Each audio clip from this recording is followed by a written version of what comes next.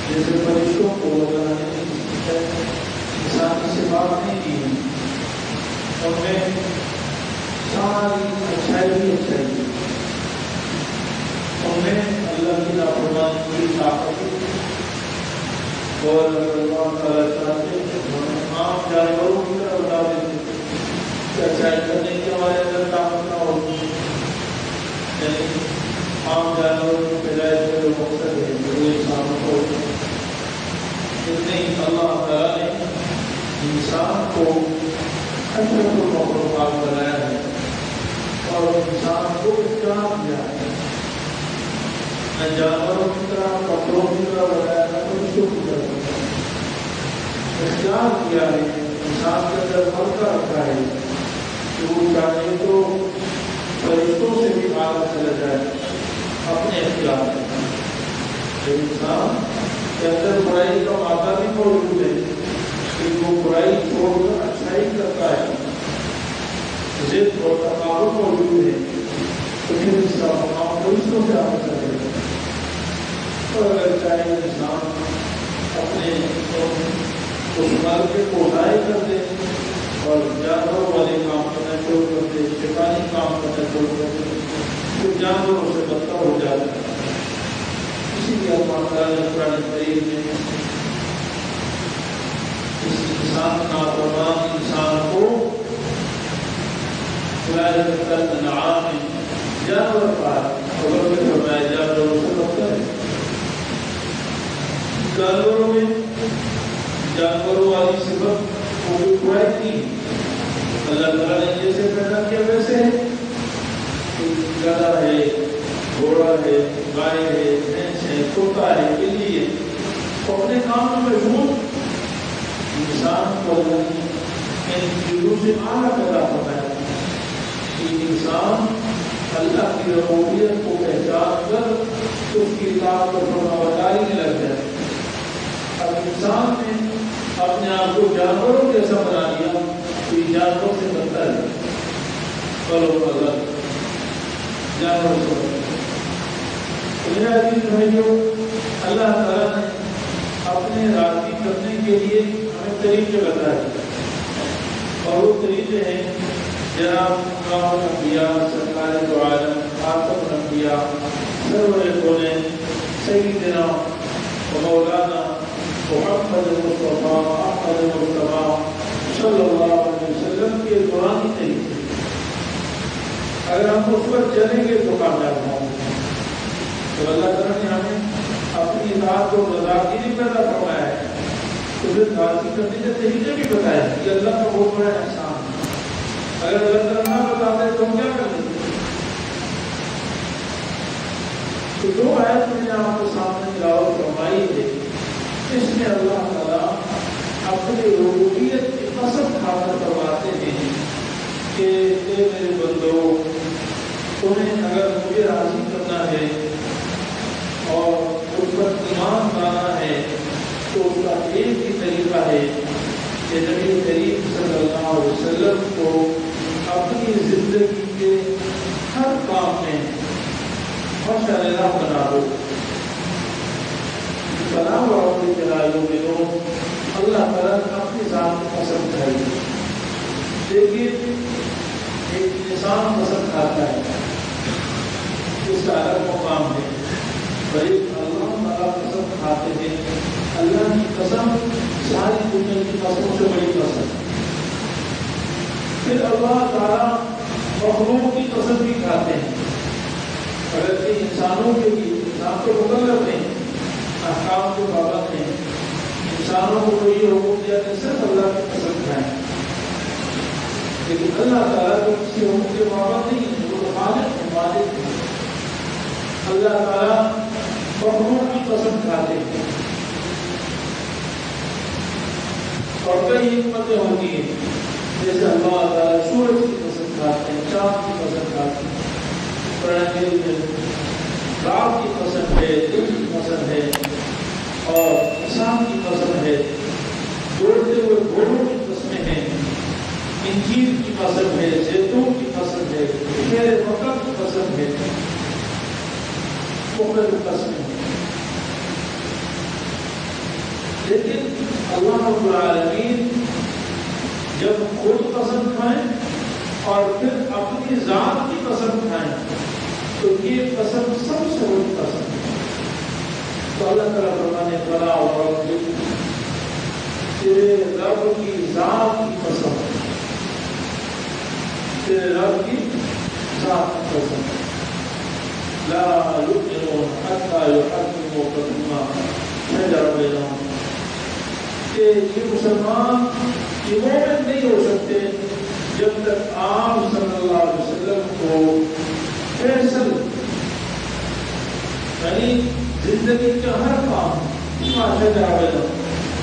اپنے اندر جتنے بھی معاملات ہیں صرف عبادات نے نہیں فرمایا کہ عبادت میں رسول اللہ صلی اللہ علیہ وسلم کو فیصل بنا ہے، نماز ایسی پڑھنی جیسے رسول اللہ صلی اللہ علیہ وسلم نے فرمایا، مسواک ایسے کرنی جیسے رسول اللہ صلی اللہ علیہ وسلم نے مسواک کی، یا حلوہ اس طرح کھانا، میٹھی چیز میٹھی چیز ایسے کھانا، رسول اللہ سے کھانے کا اور میٹھا بھی کھا دیں، شادی کرنا شکر نہیں، اللہ تعالیٰ ہمارا فیما شجر بینا ہو، شجر آپ نے سنا ہوگا درخت کو کہتے ہیں، درخت شجر درخت کو کہتے ہیں، درخت کی بہت ساری شاخیں ہوتی ہیں، ٹہنیاں ہوتی ہیں، تو فیما شجر بینا ہو کا معنی ہے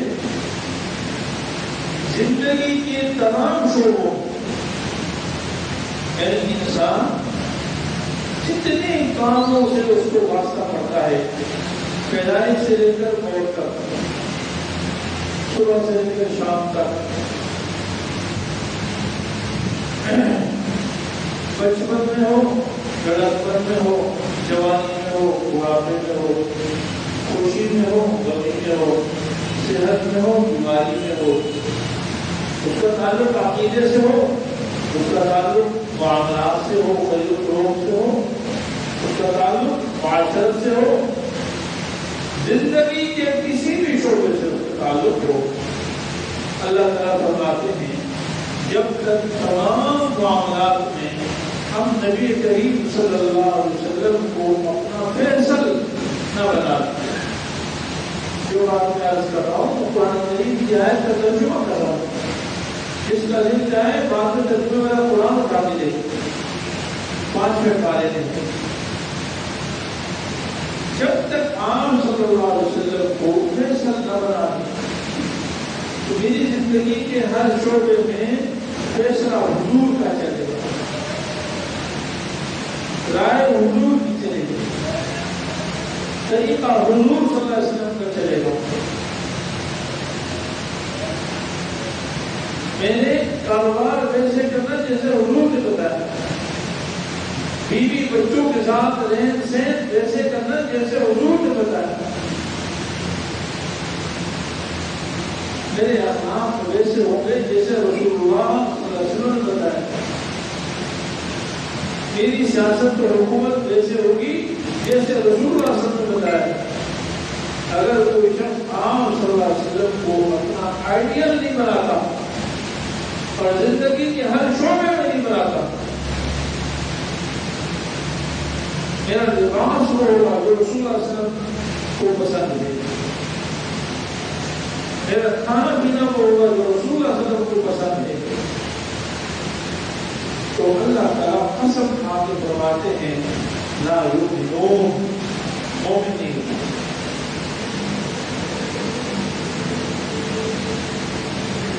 میرے عزیز بھائیوں، انبیاء علیہ السلام کے دنیا میں آنے کا مقصد ہی ہے،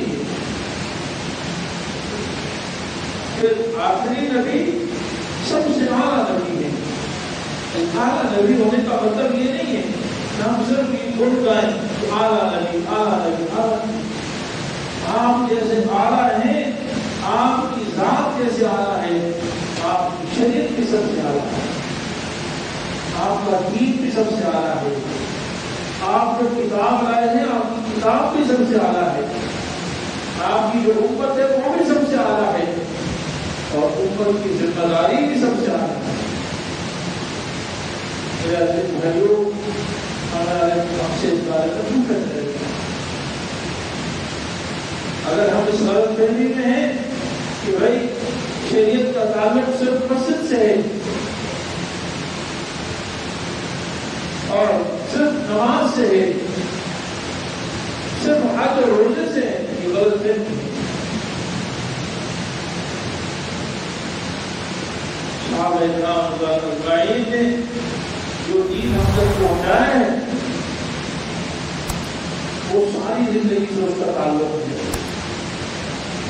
اور دین کے ہر معاملے سے. میرے عزیز بھائیوں، آپ کو پتہ ہے، تاریخ سے واقف ہے کہ مسلمان لوگوں کو جبرن نہیں بنایا جاتا تھا، اور اسلام میں کسی کو جبرن مسلمان نہیں بنا سکتا. صرف جزیرہ عرب ایک احاطہ ہے، اس میں یہ حکم ہوتا تھا یا مسلمان ہو جاؤ یا یہاں سے چلے جاؤ. یعنی اگر مسلمان نہیں ہوتے یہاں سے چلے جاؤ، کیونکہ وہ ایک چھاؤنی تھی اسلام کی.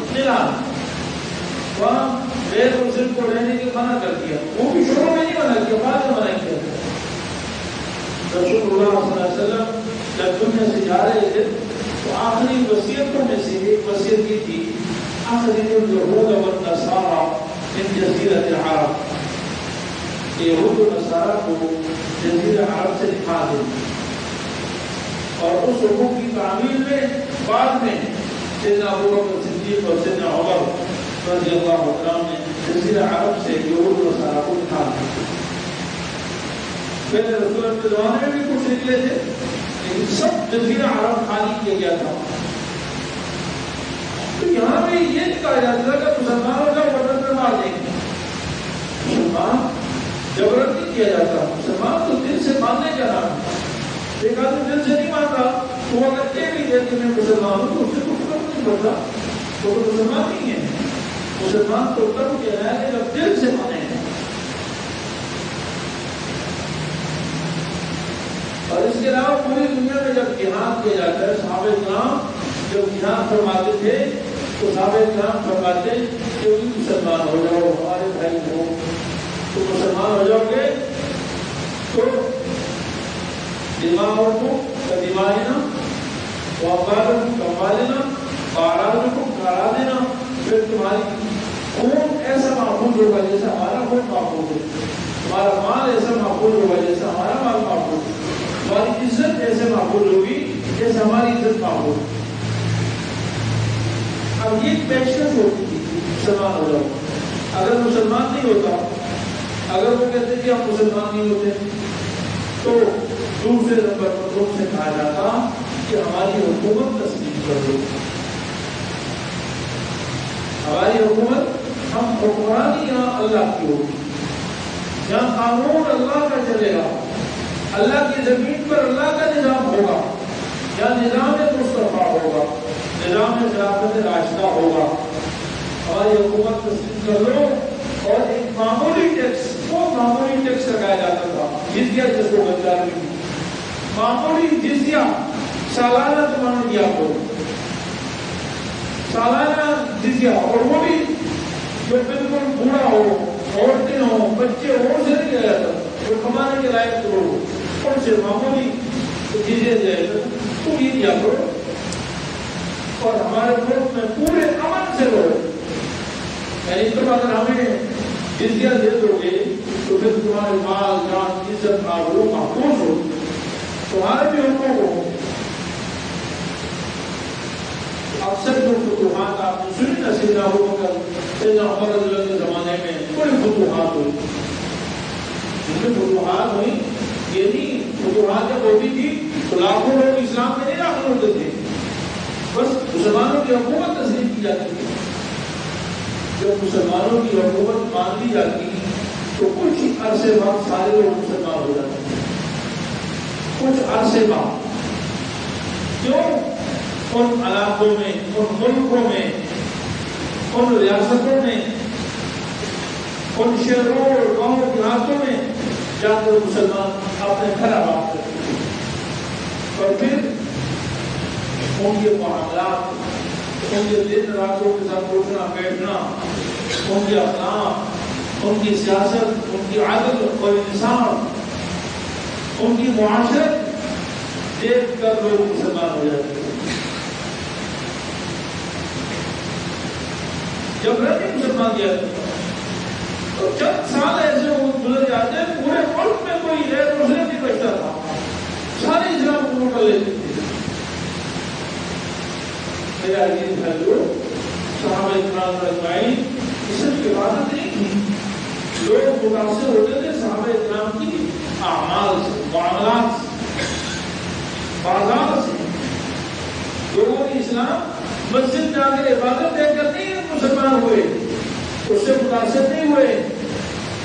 مسجدوں میں عبادت کرنے والے تو یہودیوں میں بھی بہت تھے، عیسائیوں میں بھی بہت تھے. راہب جس کو کہا جاتا ہے، آج تک کے زمانے تک راہبین موجود تھے. پادری مسجد میں بیٹھا مسجد میں عبادت کر رہا ہے، صرف یہ کام ہو. مسلمان جو غیر مسلم مسلمان سے متاثر ہوتا ہے وہ ہماری دکان سے متاثر ہوتا ہے، ہمارے کاروبار سے متاثر ہوتا ہے، ہماری زراعت سے متاثر ہوتا ہے، ہماری ملازمت سے متاثر ہوتا ہے. کہ مسلمان اگر خرید و فروخت کر رہا ہے دھوکہ نہیں دیتا، اس میں کسی کے ساتھ جھوٹ نہیں بولتا، وعدہ خلافی نہیں کرتا، غلط بیانی سے کام نہیں دیتا، عیب نہیں چھپاتا. جب غیر مسلم دیکھتا کہ یہ مسلمان ایسا اچھا، مسلمان کسی مسلمان کا پڑوسی ہوتا تو وہ بھی اس کے لیے رحمت بن جاتا. غیر پڑوسی اتنے اچھے ہوتے، اس کے اخلاق اعلیٰ ہوتے تھے، اس کی سیاست و حکومت جب مسلمانوں کی قائم ہوتی تو مسلمان عدل و انصاف ہوتا، ہر مظلوم کو اس کا حق اس کے گھر میں ملتا تھا، اس کی دہلیز میں ملتا تھا. تو پھر کیوں مسلمان اسلام کو قبول نہ کرتے ہیں؟ جبکہ ایسا نظام، ایسے معاملات، ایسی معاشرت، ایسے اخلاق انہوں نے کبھی زندگی میں کیا تصور بھی نہیں کیا تھا.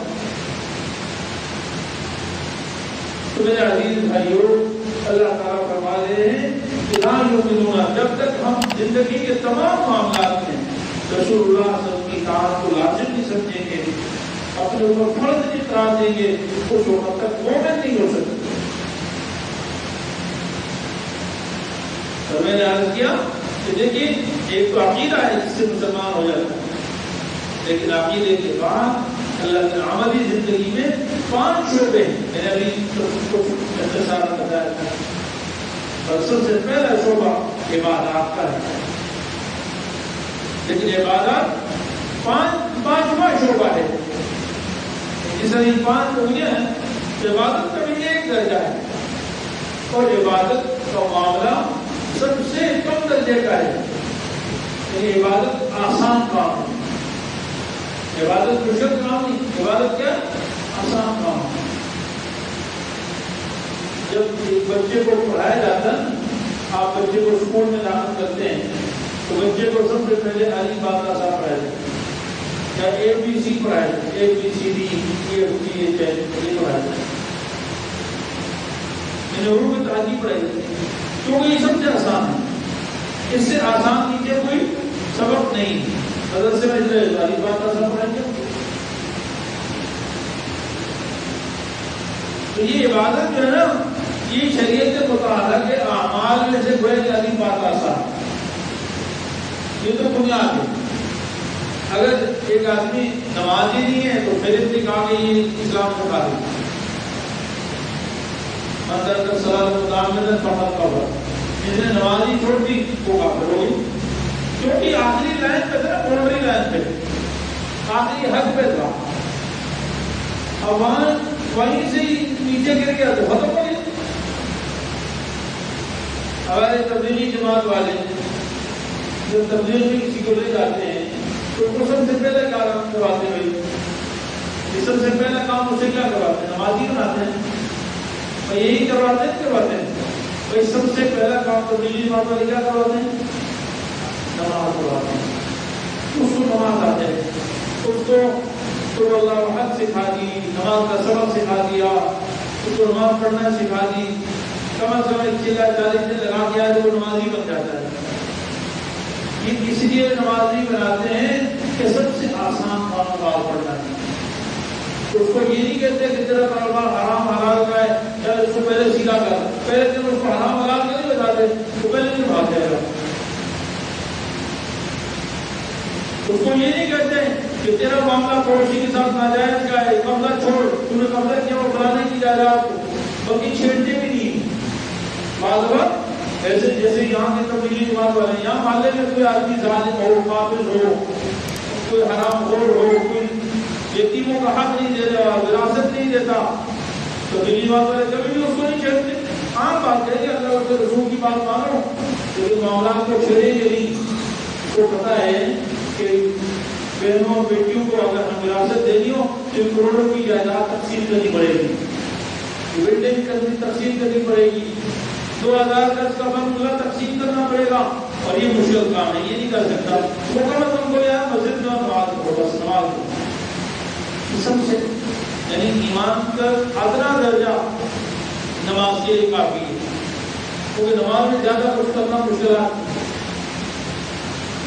اس سے آگے 4 شعبے اور ہیں دین کے جس کو ہم دین نہیں سمجھتے، جس کو ہم نے اپنے ایمان کا حصہ نہیں سمجھا. ہم بھی سمجھتے ہیں شاید اس کے بارے میں ہم آزاد ہیں. اور دوسرا درجہ کیا؟ معاملات. یہ جو ہم کاروبار کرتے ہیں، خرید و فروخت کرتے ہیں، کرائے پر چیز لیتے ہیں، ملازمت کرتے ہیں، ایک دوسرے کے ساتھ جتنے بھی معاملات لین دین جو یہ سب شریعت کا حصہ ہیں. اور قرآن و حدیث میں اس کو بہت بڑا درجہ حاصل ہے. یہ جو بخاری شریف، مسلم شریف اور یہ سیاست اور ان میں سارے نماز کے مسائل تھوڑا ہیں. نماز کے مسائل تو تھوڑے سے حصے میں، باقی سب معاملات ہیں. شادی بیاہ کس طرح ہے، نکاح کس طرح کرنا ہے، طلاق کے معاملات کیا ہیں، جائز ناجائز کے معاملات کیا ہیں، تھوڑا حرام حلال کیا ہے، یہ سب قرآن و حدیث بھرا ہوا ہے. اور تیسرے نمبر پر معاشرت، آپ کو بیوی کے ساتھ، بچوں کے ساتھ، والدین کے ساتھ، پڑوسیوں کے ساتھ رہن سہن کیسا ہوگا، یہ شریعت کا بہت بڑا حصہ ہے. ایک آدمی چاہے جتنے بھی حج کرتا جائے لیکن اس کا اپنے والدین کے ساتھ معاملات صحیح، بیوی کے حقوق نہیں ادا کر رہا، بچوں کے حقوق نہیں ادا کر رہا، رشتہ داروں کے حقوق نہیں ادا کر رہا، صلہ رحمی نہیں کر رہا. حدیث میں آتا ہے کہ جو قطع رحمی کرنے والا اس کو اس وقت تک جنت میں نہیں داخل کیا جائے گا جب تک وہ صلہ رحمی کرنے آپس میں صلح نہ کرتے. صلہ رحمی کو اللہ تعالیٰ قیامت کے دن زبان دیں گے اور صلہ رحمی کو دعا کرے گی، اللہ جس نے مجھے توڑا ہے اس کو بھی تو توڑ دے. جس صلہ رحمی کا خیال کو جہنم میں ڈالتا ہے. وہاں نماز کی شرط تھوڑا ہے کہ نمازی یا حاجی یا تبلیغی یا مولوی صاحب نہیں یا مجاہد، وہ قدم سب کے لیے حکم ہے. تو صلہ رحمی کر رہا ہے یا نہیں کر رہا؟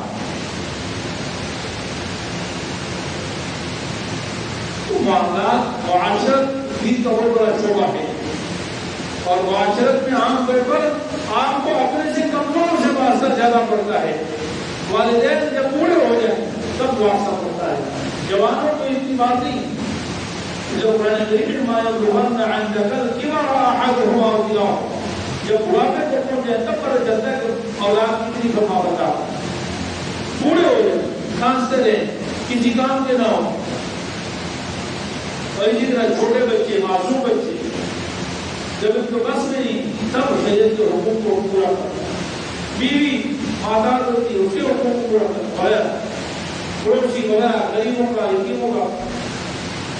اور اسی طرح معاشرت کے بعد اخلاق کا تعلق خالص آپ کا اور اللہ تعالیٰ کا. دل کے اندر کے خیالات، آپ کے دل میں تکبر تو نہیں، زبان سے کہنے سے کچھ نہیں ہوتا کہ جی میں تو بالکل فقیر اور میں گناہ گار اور سیاہکار. دل کے اندر کیا سمجھ رہا ہے؟ دل کے اندر تو سمجھ رہا ہے جیسا کوئی ولی نہیں ہے بھائی. حسد، دل کے اندر حسد بھرا ہوا ہے. دل کے اندر بہت سے مسلمانوں کا دل کے اندر تعصب ہے، کالے گورے کا اور عربی اجمی کا، سندھی پٹھان پنجابی، اس کا تعصب ہے. مختلف تعصبات ہیں، علاقائی تعصب ہے. اور پانچویں چیز سیاست و حکومت ہے. کیا پانچ لوگوں کا اختیار اور آپ محتاط ہیں تو بھی پوچھا جائے گا. حاکم کا بھی حق ہوتا ہے اور آپ صاحب اقتدار ہیں، چھوٹے سے چھوٹا اختیار آپ کے پاس ہے یا بڑا سے بڑا اختیار آپ کے پاس ہے، اس کے بارے میں پوچھا جائے گا۔ اور یہ دین کا بہت بڑا شعبہ ہے، اسی لیے اس شعبے کو صحابہ کرام میں بھی وہ شخص اختیار کرتا تھا جو صحابہ میں سب سے اعلیٰ ہوتا تھا۔ رسول اللہ صلی اللہ علیہ وسلم کے دور میں حکومت کس نے کی؟ رسول اللہ صلی اللہ علیہ وسلم۔ بھائی رسول اللہ صلی اللہ علیہ وسلم کے دور میں حکومت کس نے کی تھی؟ بتائیں نا بھائی، رسول اللہ صلی اللہ علیہ وسلم۔ آپ کے موجود ہوتے ہوئے کوئی اور حاکم نہیں بن سکتا تھا، کوئی اور امیر المومنین نہیں بن سکتا، کوئی اور وزیر اعظم نہیں بن سکتا تھا، کوئی اور صدر نہیں بن سکتا تھا۔ آپ صلی اللہ علیہ وسلم امیر المومنین، اور آپ صلی اللہ علیہ وسلم کے جانے کے بعد امیر المومنین کون بنا؟ سیدنا ابو بکر صدیق، اور صحابہ میں سب سے اعلیٰ بھی کون تھا؟ سیدنا ابو بکر صدیق۔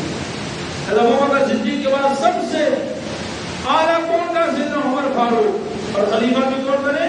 سیدنا عمر فاروق، اور پھر تیسرے نمبر پر سیدنا عثمان غنی رضی اللہ عنہ، اور صحابہ میں تیسرا مقام بھی سیدنا عثمان کا تھا۔ چوتھے نمبر پر سیدنا علی مرتضیٰ، اور صحابہ میں مقام بھی چوتھا نمبر حضرت علی مرتضیٰ رضی اللہ عنہ۔ تو سیاست و حکومت ہم سمجھتے ہیں شاید ہر فرعون کا کام ہے، لوگ تو سمجھتے ہیں سیاست و حکومت کرنا یہ مسلمان کا کام ہی نہیں ہے، نعوذ باللہ من ذالک، کہ کسی شریف آدمی کا کام نہیں ہے، کہ کسی مولوی کا کام نہیں ہے، کسی تبلیغی کا کام نہیں ہے۔ ارے سیاست و حکومت تو حضور صلی اللہ علیہ وسلم نے اور چاروں خلفاء نے حکومت کر کے بتا دیا کہ سب سے اعلیٰ، سب سے زیادہ متقی، پرہیزگار کا کام ہے لوگوں کی امامت و شہادت کو قیادت کرنا، عام لوگوں کا۔ بارہ تمام دین کے شعبے ہیں، جب تک ہم اس میں رسول اللہ صلی اللہ علیہ وسلم کو اپنا مقتدا، پیشوا، رہبر و رہنما نہیں بنائیں گے، اس وقت تک اللہ تعالیٰ قسم کھا کے فرما رہے ہیں کہ اس وقت تک کامل مومن نہیں ہو سکتے۔ اللہ تعالیٰ اپنے فضل و کرم سے ہمیں زندگی کے ہر شعبے میں رسول اللہ صلی اللہ علیہ وسلم کی اطاعت اور اتباع نصیب فرمائے، اور آپ صلی اللہ علیہ وسلم کی شفاعت نعمت نصیب فرمائے۔ وآخر دعوانا الحمد للہ رب العالمین۔ صاحب کے YouTube چینل کو سبسکرائب کیجئے اور ان کے تازہ بیانات کے ذریعے اپنے علمی، اصلاحی اور فکری آبیاری کرتے رہیے۔ جزاکم اللہ۔